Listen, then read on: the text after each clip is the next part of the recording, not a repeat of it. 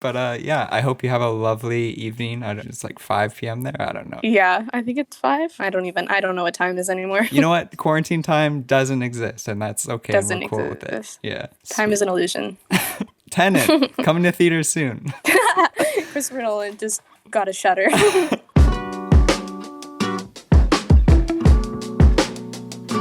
Hey, I'm Brad. Where are you calling from? I'm from England. Quebec City, Canada. I live in the Netherlands. Oh, I'm from Texas. Oh, hell yeah. And wherever you are, welcome to Blond Radio.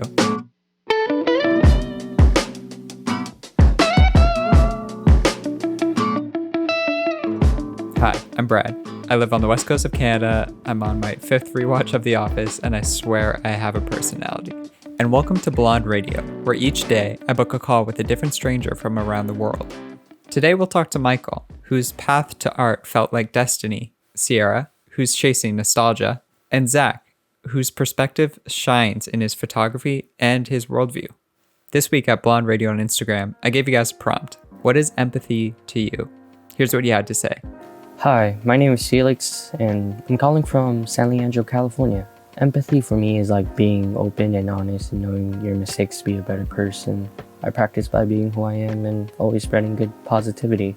Hi, I'm Nora. I'm from Buffalo, New York, and empathy to me is recognizing that people all around you have different experiences and have gone through different things in life than you have. I try to stay open-minded and get perspectives from as many different kinds of people that I can. Hi Brad, my name is Shada. I'm calling from Alberta, Canada, and empathy to me, I think, is in its essence just connection and being able to feel how someone else feels and just envision yourself in the same headspace that they are. How I practice it is just trying to be in tune with my own emotions, because I find that it's difficult to understand how others are feeling if I'm not sure how I myself am feeling. So yeah. Thanks to everyone who called in, and we'll hear more answers throughout today's show. But first, we'll check in with Michael, an actor and creator in Toronto, Canada, whose journey was led by vision, talent, and the support of those closest to him. Hello. Hello, Brad. How's it going? It's going good. Michael, right? Yes, Michael. Perfect. How's your day going? It's going pretty well. Good. Just taking it easy, step by step. Hell yeah. Yeah. Awesome. So, sorry, where are you calling from? I'm from Toronto, Ontario. Damn. Okay. Yeah. For a second, I was checking through your gram. I thought you were maybe in New York, but I guess it's so close. So Yeah. I do go down there quite often when I can. give me the elevator pitch on you. Who are you? Who am I? Oh man. Okay, here we go. I guess I would start off with my career. I'm an artist, specifying in acting. I'm an actor. I'm currently in theater school at Rice University in the theater program, entering to my 4th year. And it's been quite the experience, because I feel with theater school, it's such a personalized experience for each and every single individual, because when the profs are guiding you and helping you, it's not necessarily about, figuring out an equation, we're not engineering students. We're not business students, right? Mm-hmm. Everything that we need is within ourselves. It's through our history, it's through our lives. And we have to be able to bring that and bring it into the room and allow ourselves to be vulnerable in front of the people who are surrounding us. Mm-hmm. So through that process, we're able to kind of find the kind of artist we want to be, the kind of human being we want to be, the kind of person that we are, our flaws, our strengths, and just working with all those things to kind of push us forward to the person that we want to be, to create the things that we want to see. Totally. Yeah, that's I hadn't thought about that, but yeah, I guess theater more than any other discipline, it's a lot of self-discovery in progression of your craft, and that's really cool. Mm-hmm. Mm-hmm. And I would say through these past 3 years, I've discovered so many things about myself, even outside of acting, that just help me in my everyday life. When did you know this is what you wanted to pursue, growing up? This is going to sound crazy, but I've known since I was a kid. Since I remember the day that I said that this is what I want to do for the rest of my life. Right. Grade 4, definitely. Mm-hmm. So I had to write a story about someone who inspired me. At the time, it was Will Smith, because I remember seeing iRobot, Fresh Prince, all those movies, and I'm like, this guy is cool. So I'm like, you know what? Let me write about this. Let me write about his life. And so I wrote a monologue as Will Smith. I quote unquote acted that monologue in front of the class. And the thing is, prior to that, like I was a quiet kid, I was quiet, I was shy. People didn't really hear much from me. Right. And so when they saw me go up and like perform this monologue in such a like outward way, they were shocked. I remember looking at my teacher. She's like, what just happened? Who is this kid? And then she pulled me aside and she said, have you ever thought about acting? Do you know what that is? And I'm like, acting, huh? I watched so much TV that I saw acting so much, but I didn't know that was acting. It didn't register. That's weird. Exactly. I thought these people just live in the TV. There's no way that like, of course, yeah. I'm like, no. She's like, well, acting's this, and this. And I really think you should go to an arts high school and pursue this because you have something for it. And I considered it. It just aligned with like, this is what I'm going to be doing for my life. This is what I want to be doing. Right. Right. But I never did any theater. Right. I didn't take any acting classes until I got into high school. But I knew this is what I wanted. This is what I wanted to do. And so when grade 11 came around, I had the opportunity with working with a theater company in Toronto. And we were just doing various exercises, and through doing those exercises, I found the joy again, And not everybody knows what they want to do for the rest of their life. And that's a huge decision to make. School was it was quite the experience for me. I could do academics, but it wasn't something that brought me a tremendous amount of passion or joy, right? So it was just one of those things where like, okay, I guess this is what we're going to do. So we have to do this to get by. I went through phases of like, I might go into law, I might become a lawyer, or I might go into business. I don't know, something that just like might please my parents, my family. When in grade 11, when I had the opportunity to work in a theater company, I just like, this has been sitting like in my heart for years, and I've known this is what I want to do and what I meant to do. So you know what? I think I have to go for it. Yeah. If not now, then when? Exactly. I took some class at a studio for film acting. Through that, I ended up working at that studio. And then a couple of my friends caught on that like I was like going into this industry, and he was like, you know what, let's get you an agent. I had supportive friends who helped me find my first agent. I remember signing with her. And then my very first time going on set was a thrilling experience. And this is the thing. This is where it starts to get really like, whoa. From where I started back in grade 4, and then where I'm starting like my very first time into my career. Totally. So I was on set for like a movie. And the thing is like, this was like background. I'm like, sure, you know what? I just need to get experience on what it's like and how the set functions. So I'm gonna go. Mm-hmm. I don't know what this movie is. I don't know who's in this movie. So I wake up really early. It's like 4 a.m. I have all my clothes, everything they asked me to do. And so it takes place in a school, right? Mm-hmm. I'm walking down this hall, and I hear this like this big laugh, like it's a full laugh, and I'm like, I recognize that laugh. Who's laughing? Oh no! And so I need to see who this is, because I swear I recognize that laugh. Mm-hmm. And I look to my left, and you won't believe who it was. Damn! It's the man himself. It was Will Smith. And I remember just looking, and I'm like, whoa, that's Will Smith. Oh my God. How did you compose yourselves? How did you keep it all together? To be honest, I'm like, you know what? This is my career. I just got to be professional right now. Totally. I got to do my job. Like, I went into overdrive in terms of like being a professional. I'm like, it's Will Smith, but guess what, Will Smith? I'm an actor too. Like, I'm doing my job too. So we're going to do this together. Hell yeah. I walk forward, I end up in the gym. And then the person who I have to act with, right, who's beside me, is Jaden Smith. My God. Right? And he was a super casual guy, super nice guy. I'm like, yo, how's it going? He was like, it's good. How you doing? I'm like, I'm good. It's just a really early morning, but let's get this going. He's like, yeah, let's do this. And so like, we shoot the shots. We do what we have to do. And it was an amazing time. It was my first time as well.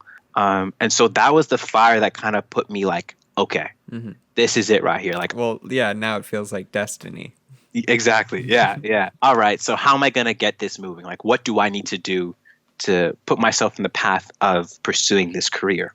So I'm like, you know what? I'm going to apply for the schools that are closer to me here in Toronto, which were York University and Ryerson. And I didn't know anything about these theater schools. I didn't know if they were the top ranking theater schools or whatever. I just like, I need to do this. I need this. I need to go in this career. So I'm going to go and get my BFA in it. It took a while for my mother to come to terms with me going into theater school. She's like, why shoot on the side? I'm like, well, it's hard to do something that you love and you're passionate about on the side, because I wouldn't be focusing on anything else than what's on the side. So I might as well just make it my priority. And luckily I had the support of the rest of my family, like my aunt, my uncle. They're like, yeah, let him do it. He wants to do this. Like, he can, if he wants to do this, let him go for it, you know? So she was like, okay. I ended up applying to the Ryerson Theater School. I had my York interview, and that went well. I got an acceptance there. 1,000 students audition, but only about 20 get in. It's just something that was inside of me that was just like, it's okay. Like, that's fine. Right. I'm getting in. That's just going to happen. I do the audition. It goes pretty well. Then a couple weeks later, and I got the acceptance letter. I'm like, okay, here we go. The journey continues. And then now here I am 3 years later, totally different person than who I was when I walked in the first year, but slowly but surely getting to the place that I want to be. I don't know how much weight to put into this, but throughout your journey, you had different people at different times reach out and like ignite that spark or foster it or nurture it. Like, how important do you think that is to have that outside acknowledgement and motivation? Oh my goodness, it's significant. It's significant. Those are the people who craft the person that you're going to be. Like, if I didn't have the people that I had supporting me and giving me the love and comfort that they did, I would not be the person that I am today, nor would I be where I am today. I think a lot of people forget that as much as you're on this path alone, and what may feel like it is alone, in terms of like you're the one going out shooting these videos, you're the one who's putting in the work to, you know, memorize a script, et cetera, et cetera. You have the support of so many people, and those people, whether you want to acknowledge it or not, are affecting the decisions that you make. And that's why I feel like it's so important to make sure you have the right people around you, surrounding you, because they will make or break your future. What's a piece of advice you'd give to someone? And I know that you were very fortunate and lucky to know so early on that this is what you wanted to do. But what would you give advice to someone who's considering pursuing their dream, but they're just on that edge of being uncertain? What would I say to them? Be absolutely honest with yourself. It starts with honesty. That is what's going to allow yourself to make a clear decision, right? Like, if you going into what your heart desires, right? And if you don't have that support of your loved ones around you, question if, like, is what I want worth it? Is it worth losing the support of the people around me? You know, the people who love me? Is it worth losing that support? And if it is, I swear to you, they will support you when you're moving forward, when they see you put in your heart and fire and desire everything into what you want to do. It may take a long time. It may take a very long time, right? But eventually they'll come around and see that, you know what? You love this, you want this. So because you want it, I want it for you too. If they love you, you know? Love is such a complex term and trait, you know, but it evolves and it changes. So we have to trust ourselves to understand and know that it would change for the people around us as well. Yeah, I like that a lot.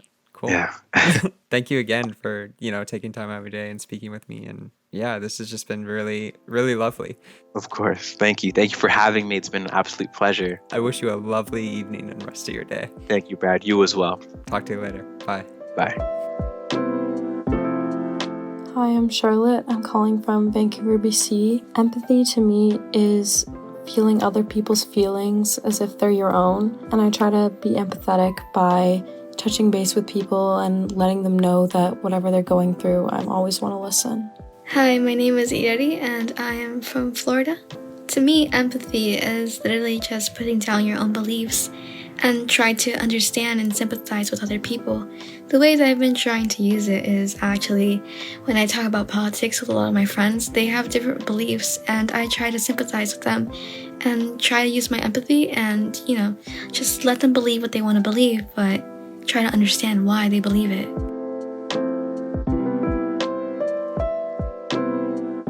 Hello, Sierra. Hello.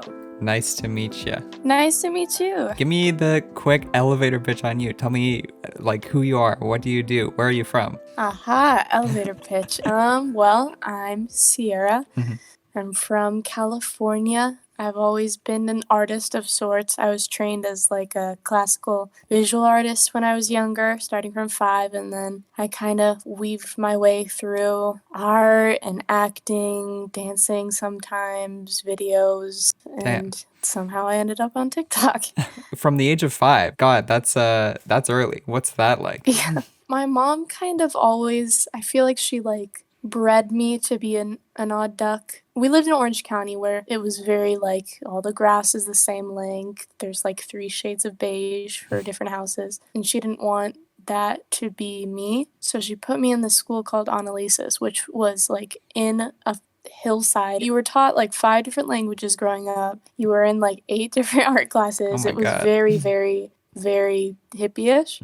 Once I went there was this art teacher who kind of saw talent in me. Like when I would do art, the one thing he pointed out was that I drew lines in the fingers and other kids didn't. From then on, I attended art classes like right. Sort of put you on this path. Yeah. That's so sick. Yeah. And it seems like you've enjoyed it, but it seems like do you feel like you found your place in art yet? Because it feels like it started from a pretty broad place maybe. And have you narrowed it and honed it in on anything? Not really. I feel like I never really did it to, I did it to express myself sometimes. Right. But usually it felt more like almost like a meditation rather than like a way to express myself. To make something, it was kind of soothing.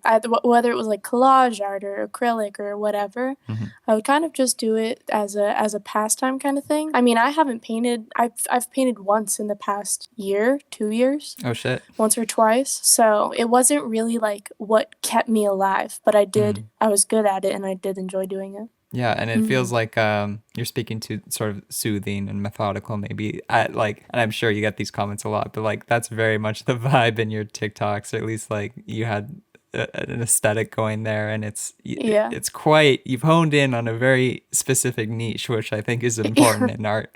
Yeah, when I was developing the idea for it, I have the notebook. I wrote down a note at like 2 a.m. It was a new character ?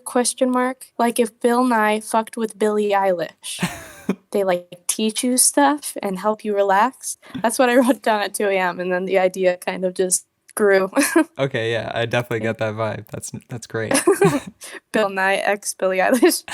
I definitely did a little digging, and there's this old caption you have from one of your photos from 2015, if we can go down this rabbit hole. Oh my goodness, here we go.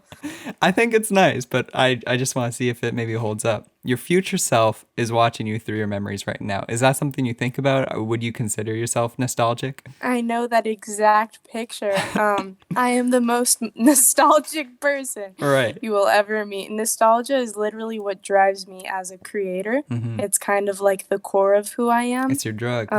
It's my drug. That feeling, that fluttery feeling you get when you like smell a certain smell or you go to a certain place, and like it's like teleportation. Totally. You can taste something and you literally aren't there anymore. You get a flash. Like for a long time I've claimed that I'm constantly chasing nostalgia.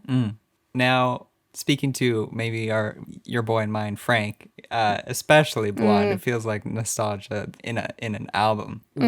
Like, I don't know if this is a universal thing, but it feels like everyone I talked to, Blonde really hit at when people were going through some heavy shit. Is that the case for you as well? Well, what's funny is like I didn't listen to it for 6 months. Damn. I didn't touch it. I needed to know that I was able to assign it to something important. And what's funny is I did assign it, but I've listened, like it became so beautiful that I still listen to it like once a week. So I also, you know what, like Bon Iver, they had their sort of heyday with like For Emma, and everyone loved them. And then their 2 newest albums came out and people are kind of But what's your opinion? So Bon Iver, I always get into albums way later than everyone else. Once I moved to New York, away from like the beach and all that, the suburbs, I got to like listen to Bon Iver and kind of experience pine trees and stuff like that upstate. Totally.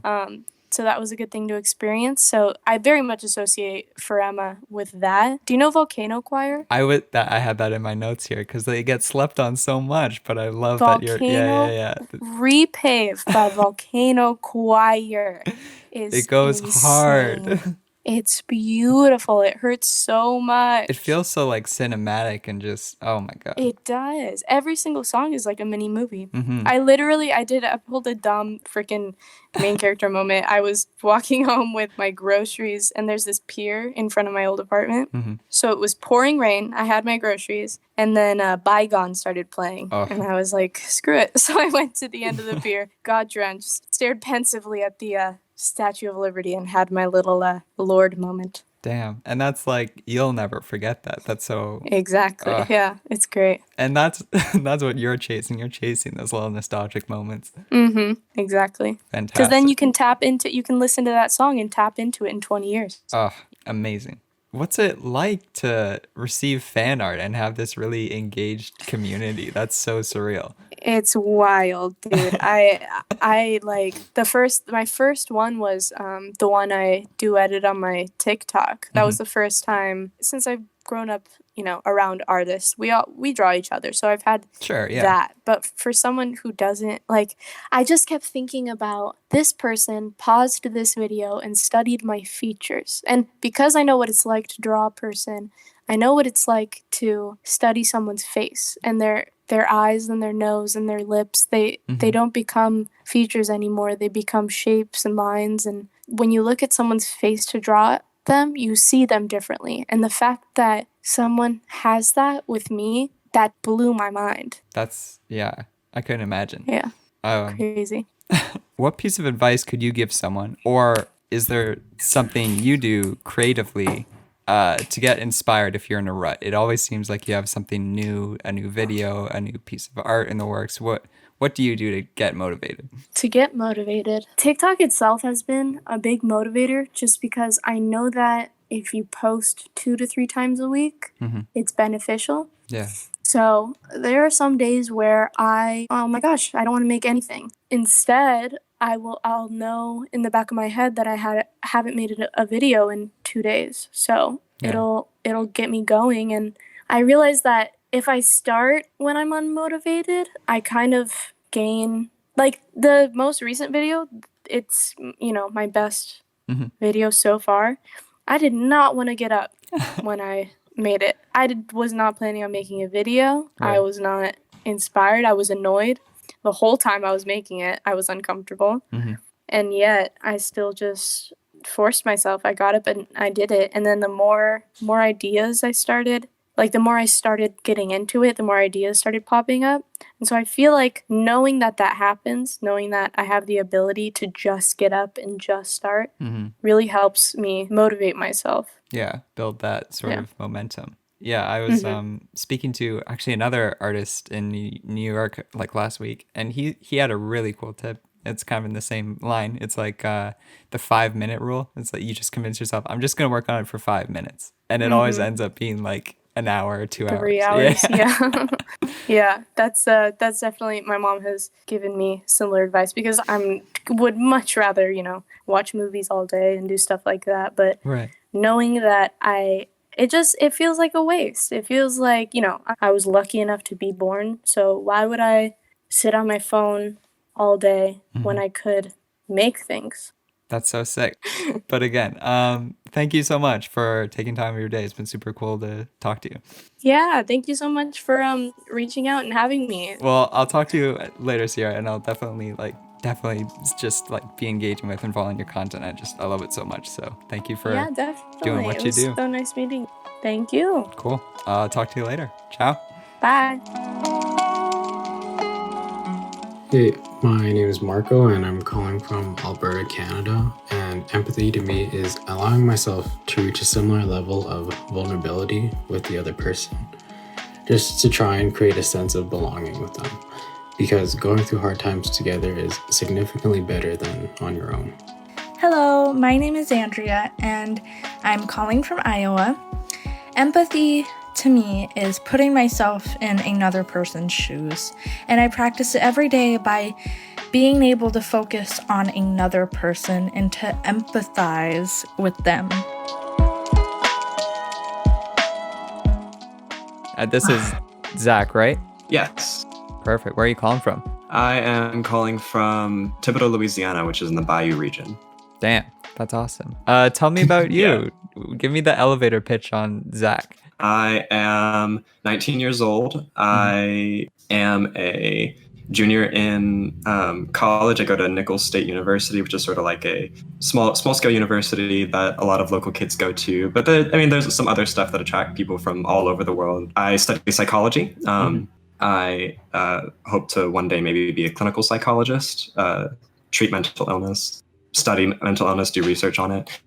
Also do photography and stuff. I don't know. I kind of have my toes dipped all over the place. I was going to say, because initially when, if you look at your page, your feed, it felt like maybe photography would be the primary thing. Yeah, I love photography. I haven't done it in a while. I don't know if you've noticed, but I haven't uploaded since like August. Oh, wow. Okay, yeah. Now I see. Yeah. But I was wondering if you could maybe tell me like how you started with photography and what joy do you get being behind a camera? Oh my gosh, I love photography. I've never been very good at drawing. I've never been very good at any other medium. I'm kind of halfway competent with graphic design, but I'm not really too great at it. But I like to think that I have some sort of eye for photography, and I discovered that whenever I was younger. I would want to say about like 8 or 9. I was pretty young whenever I started getting into photography, but my parents got a pretty nice camera, pretty nice lens, and I showed a little bit of interest in it, and so they would let me take it from time to time, and I would just shoot random stuff. From there, that interest kind of that interest kind of grew.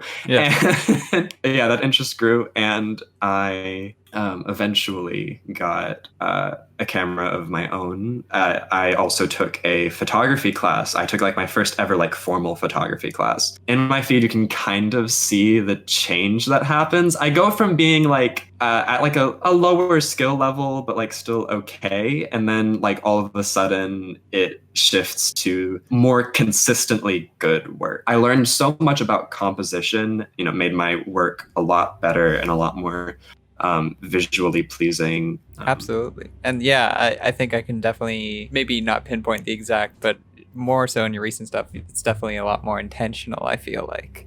Yes. My recent portraits, I love them so much. They're some of my favorite photos that I've taken.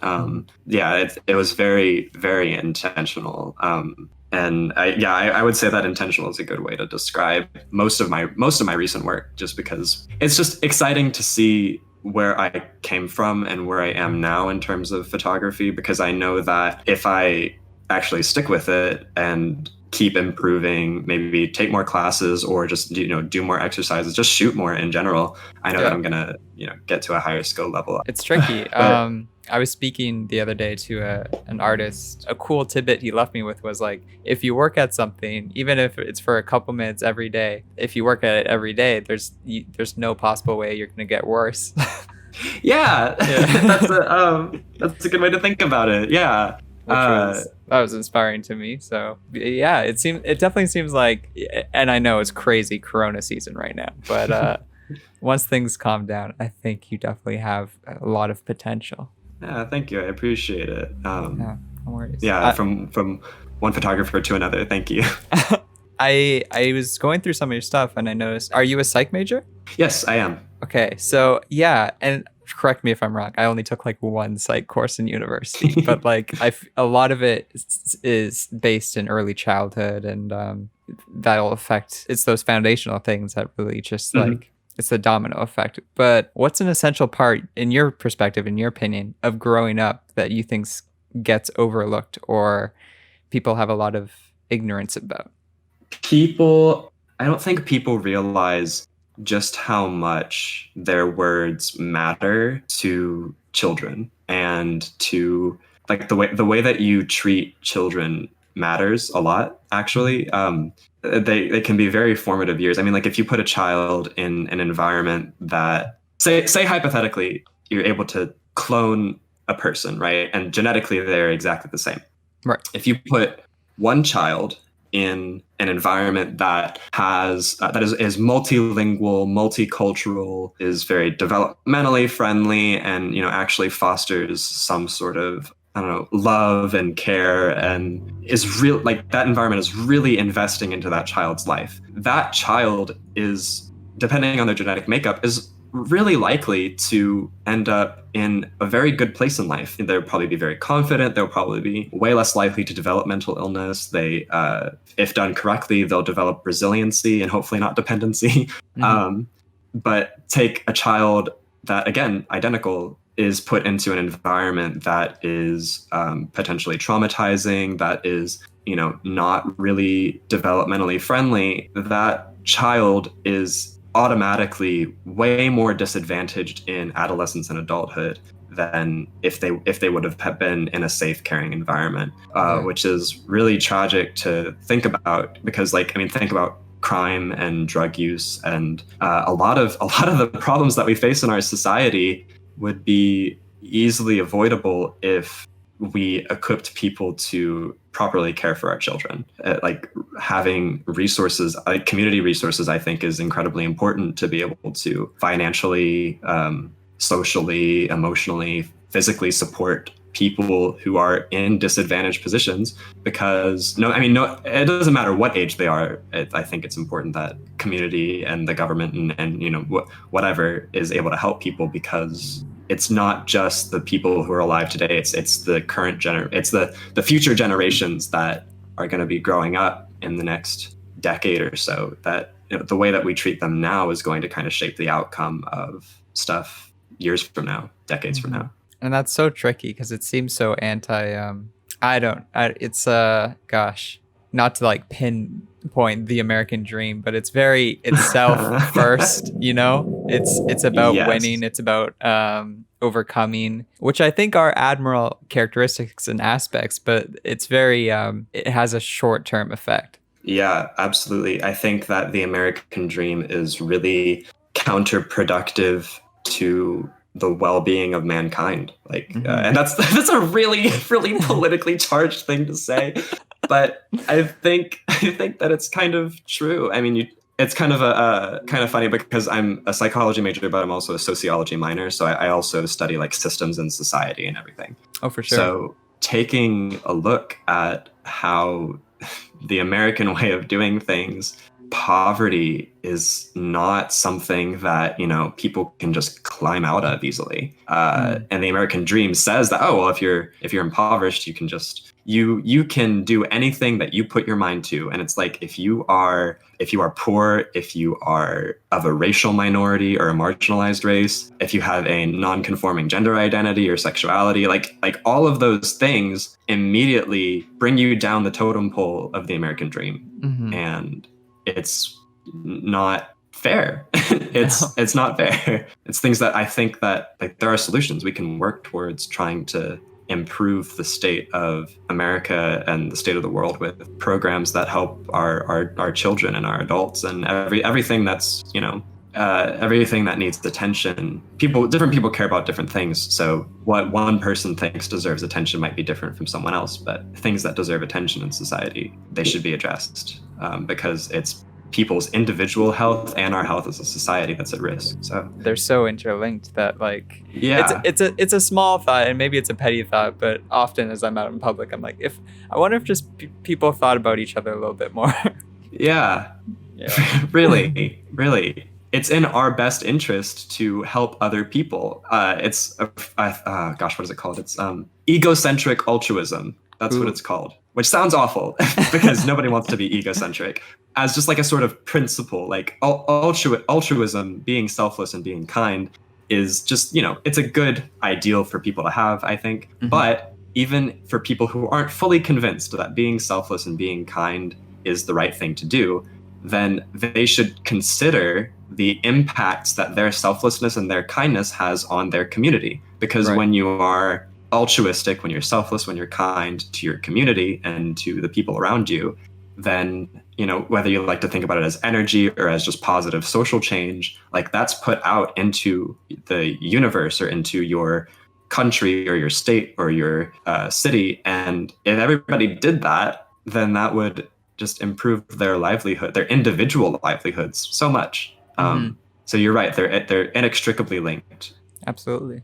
First of all, I want to thank you for taking time out of your day, but also in closing, I was wondering if you could provide a piece of maybe advice to someone whose this idea of altruism is something that they wanted to do in their lives, is there something, a small thing maybe you do every day that you could recommend to someone?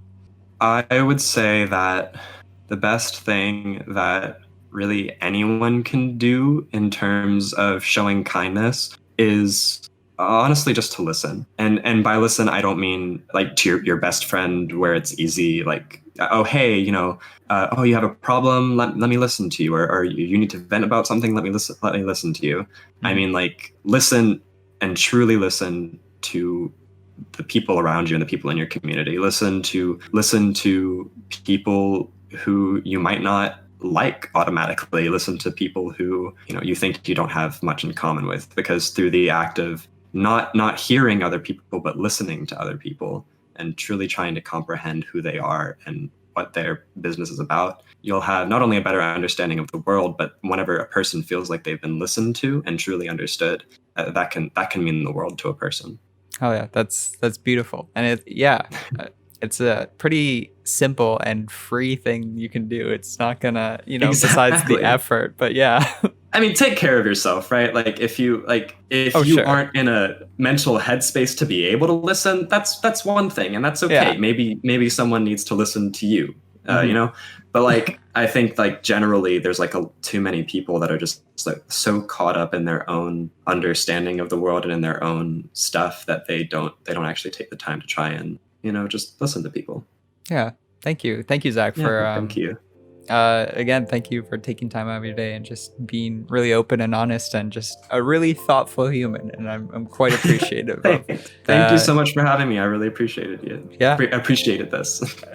Awesome. Anytime. But I wish you a lovely rest of the day, and thank you again for chatting. Thank you so much. Have a good one. Before we end the show, we have one more message regarding empathy. Today's date is May 29th, 2020. And there's a lot of hurt in the world right now. Our final caller, Geneva, puts into words what I feel like so many people need to hear. Hi, Brad. This is Geneva calling in from Duluth, Minnesota. I thought your prompt this week on empathy is just so relevant to what is currently happening right now, especially with the protests happening about 2.5 hours down from me right now in Minneapolis and St. Paul, Minnesota. I'm referring to the Black Lives Matter protests, and they're protesting for justice for all of the innocent Black lives that have been lost. All of them who have made media coverage and who have not, and especially for George Floyd, a man who was murdered by 4 police officers earlier this week in Minneapolis. And I think that as an ally, as someone who is protesting from home, using social media, and there also will be a protest that I will definitely be attending tomorrow on Saturday, where I'm at. And yeah, just as an ally, trying to give as much support as I possibly can. I think empathy is just such an important thing for me to remember, and all allies definitely. Just having empathy when we're listening to Black people share their stories, telling us what we can do to help. It's just so important to have empathy during these times and just be able to step back and look at what this is doing to communities that we're not a part of, and being able to understand and see their pain and tell them that yes, we will help in whatever way that we can to help support and uplift Black voices, and never ever to overpower them. I think that is definitely empathy to me, and I think that is so important for people to remember. Minnesota government really needs to practice some freaking empathy right now, because they would rather watch their cities burn than to listen and use some empathy and listen to what the people are asking for, the protesters are asking for, and everyone is asking for. Like, empathy would be so important for them right now. Anyways, okay, this got messy. Sorry about that. Thanks for your amazing podcast and your videos and everything. Okay, bye. Empathy is the first step to change, and change starts with us. If you have the means to give, here are 3 notable organizations that would love your support. The Minnesota Freedom Fund, which pays criminal and immigration bail and bond for people who cannot afford it. North Star Health Collective, a St. Paul-based organization that provides health services and support at protests. And the ACLU, which provides legal services and support for a broad range of people with civil rights complaints. Special thanks to our guests Michael, Sierra, and Zack for making this episode possible, as well as everyone who submitted a response to the prompt. Intro music provided by Wayfie, that's Wayfie, and accompanied tracks by Loboil. That's Loboil, who can both be found on all major streaming platforms. I'll see you soon, and thanks for tuning in to Blond Radio.